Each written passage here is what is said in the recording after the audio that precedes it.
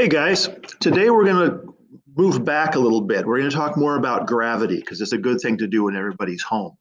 Before the Christmas break, we talked about Newton's law of gravity and the inverse square relationship and all that.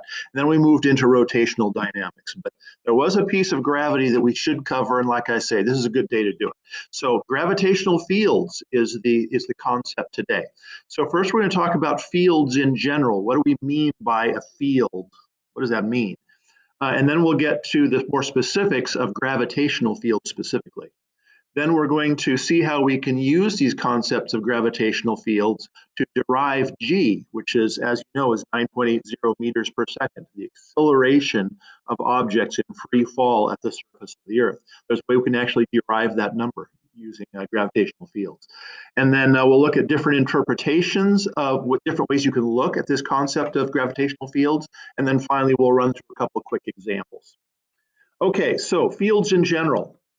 A field, we talked about this briefly before about there being two kinds of forces. There are field forces and there are contact forces.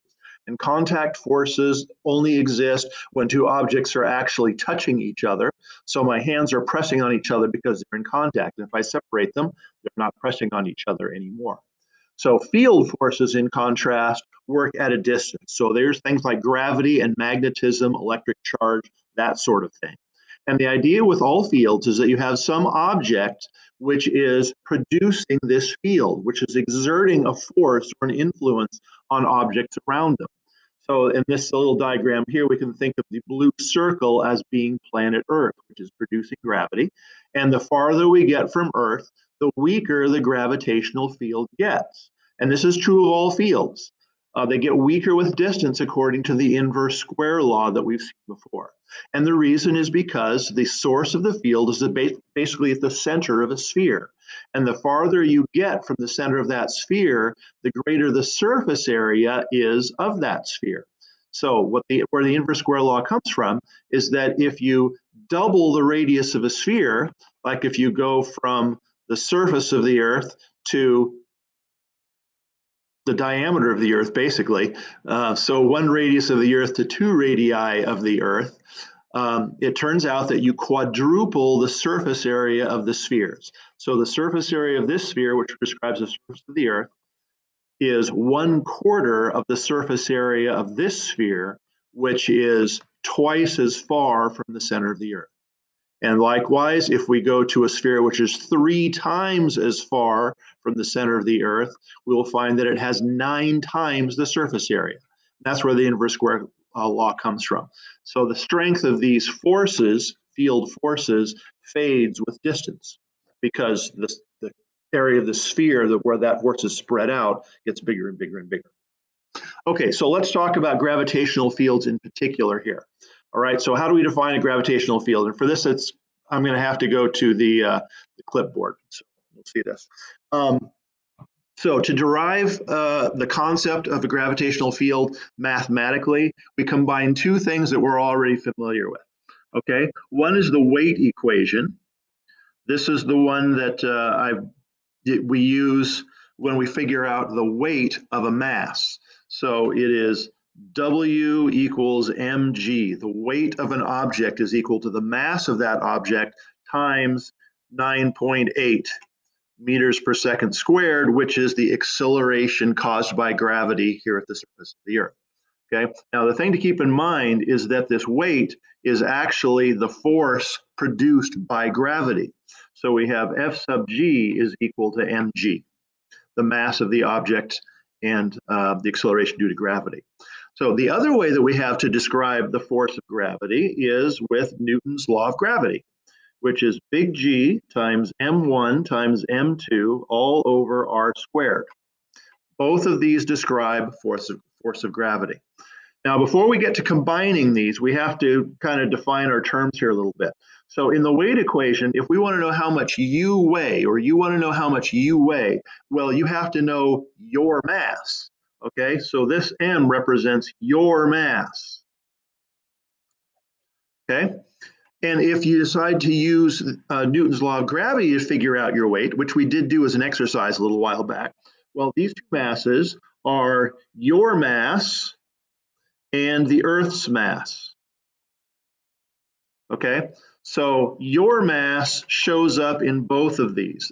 So this m in the weight equation is m1 if we're going to put it in the same terms as Newton's law of gravity. So since we can set these equal to each other, so we have m1g, that's from this equation, is equal to big G m1 m2 over r squared.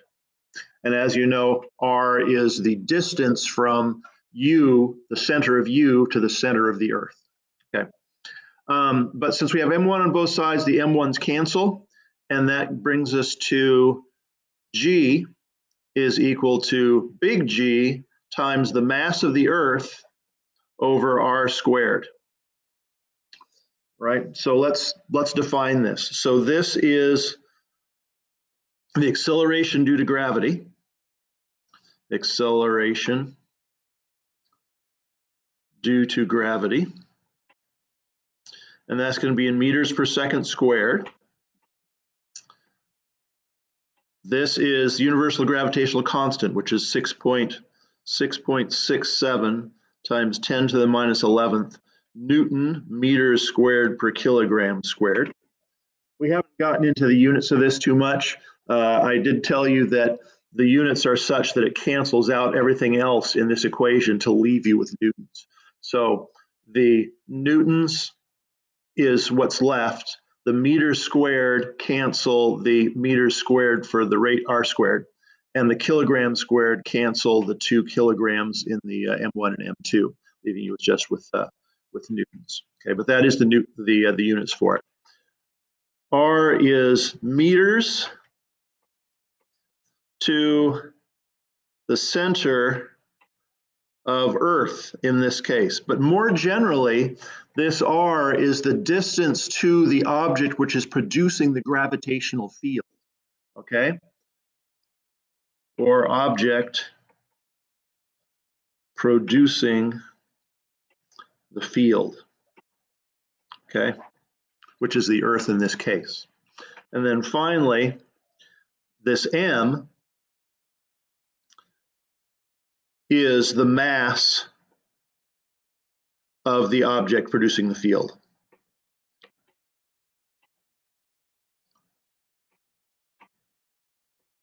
Okay, so that's it.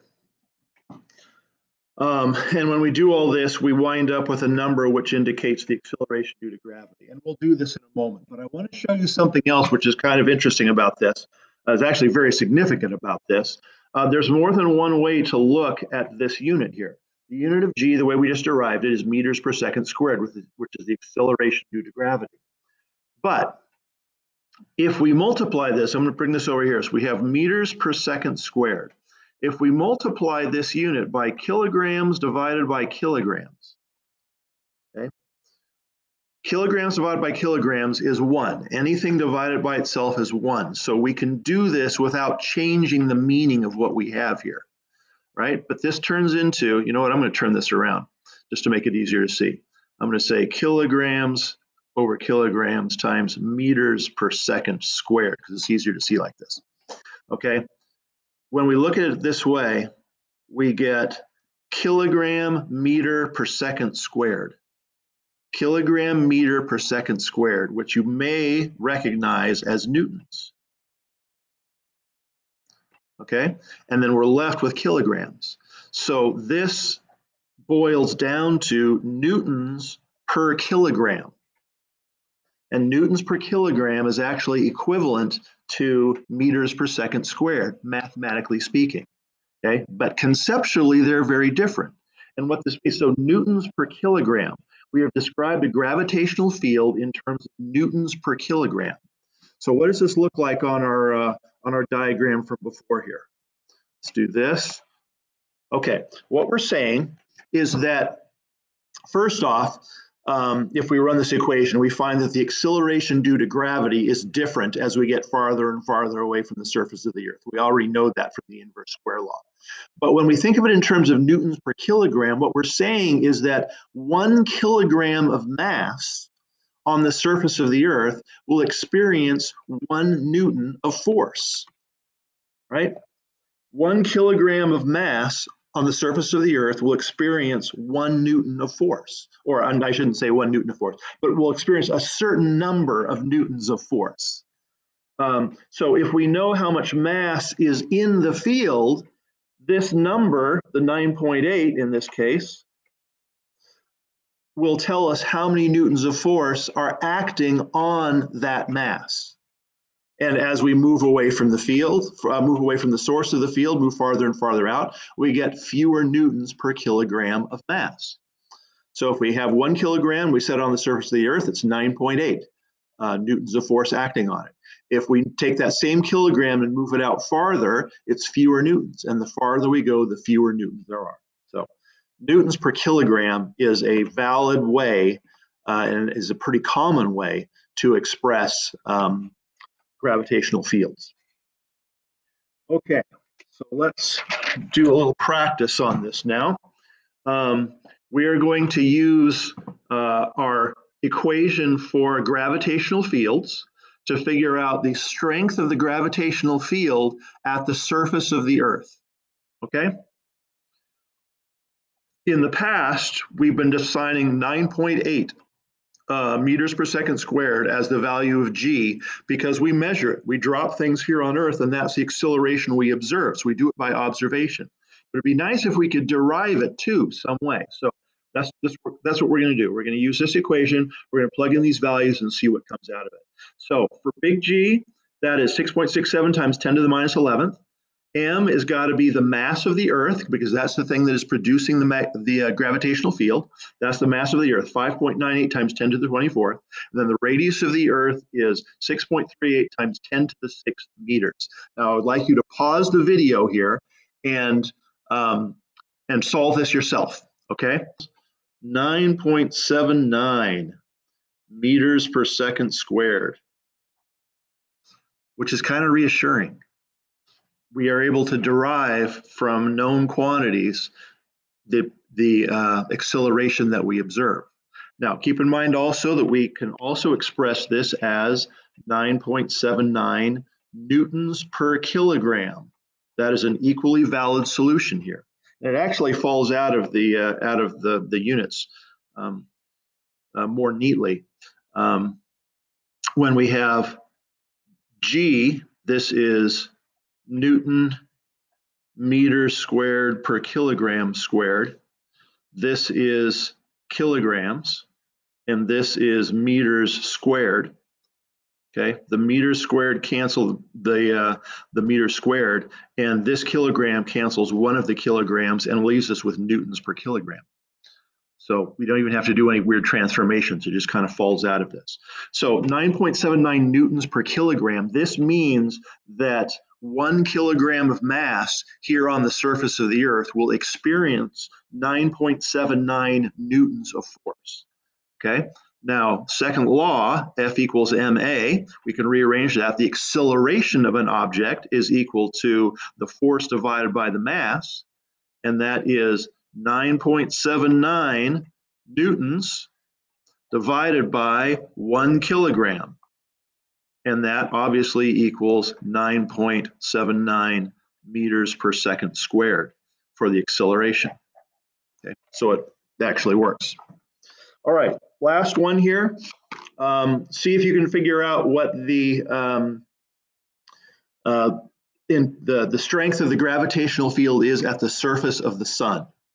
The mass of the sun here is 1.99 times 10 to the 30th kilograms, and the radius of the sun to the surface of the sun, center to the surface, 6.96 times 10 to the 8th meters. It's really, really big. Okay, again, pause it, do the math, and see what you get. 272 meters per second squared, which is about 28 Gs. It's about 28 times the force of gravity here on the surface of the Earth. The other way to say that would be 272 newtons per kilogram. So here on the surface of the Earth, 1 kilogram will be attracted with a force of 9.8 newtons.